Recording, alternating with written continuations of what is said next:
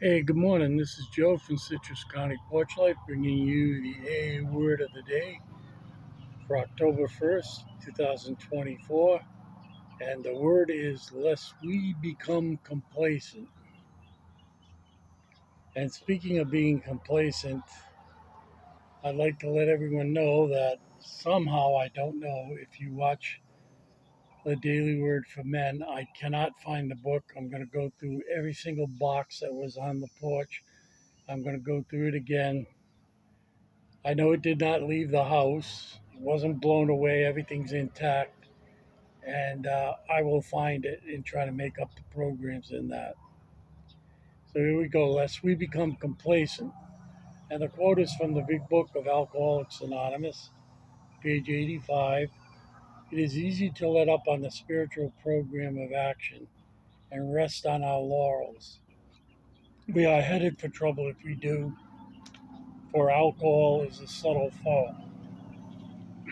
And the commentary from the Daily Reflections. When I am in pain, it is easy to stay close to friends I have found in the program. Relief from pain is provided in the solutions contained in AA 12 steps. But when I am feeling good and things are going well, I can become complacent. To put it simply, I become lazy and turn into the problem instead of the solution.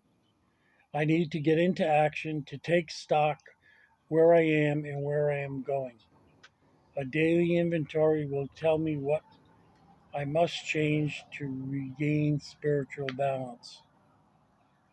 Admitting what I find within myself to God and to another human being keeps me honest and humble. Now, this is a very important point. Uh, I have seen many, many people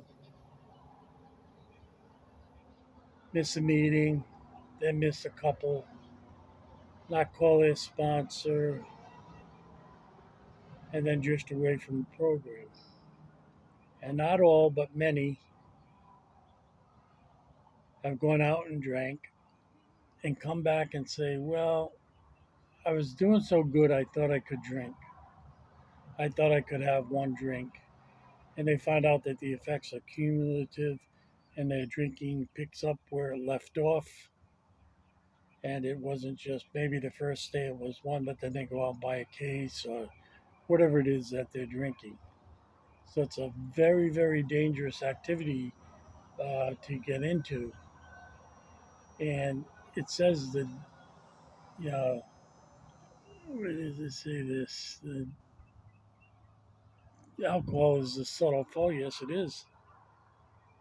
Uh, it's also described in step one in the book, this 12 Steps in 12 Tradition, as a rapacious creditor, not ever giving up.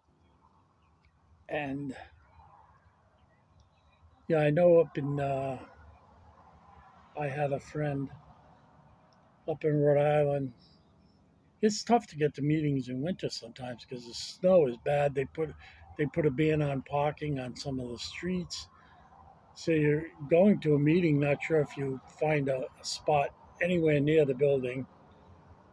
And if you're not good on your feet, you're slipping and sliding. Uh, I know I've been through it. And this particular person said, well, I'll just wait till the worst snow comes January, February, I'll wait. And then March, and then you have an excuse, and boom, he's out drinking again. He came back. He's lucky. He made it back. Some people don't. My own youngest brother didn't make it back. Froze to death on a very cold day in Rhode Island and died. So it isn't hyperbole when the people make these daily reflections. It isn't hyperbole. It's very much the truth that if you don't keep on the straight and narrow, if you let up on your spiritual program, and you rest back and say, well, I just had 10 years. I'm double digit now. I don't have to go to a meeting every week. And that could be part of a slippery slope. So this this is very real to me, this particular reading, because of friends and then my youngest brother.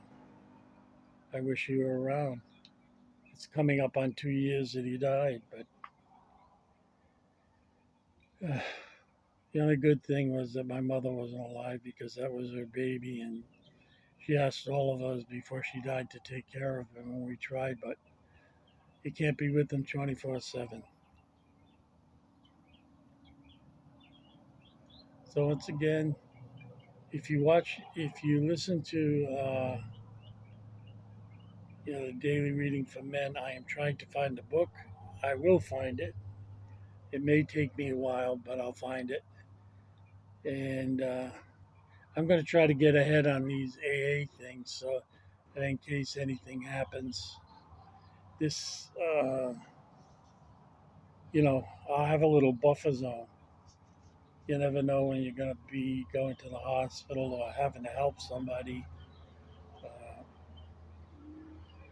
in fact, I'm taking an elderly gentleman to the doctor's tomorrow, and I was looking up the Google map, and it said watch out for flooded areas. So,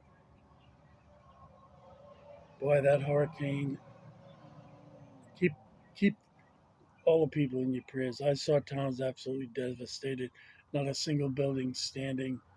I saw roads washed out, and North Carolina, northern Georgia, northern Florida, where it came. I mean, just that 140-mile-an-hour winds just destroyed everything. So have a good Tuesday. God bless. Stay sober and do that daily inventory.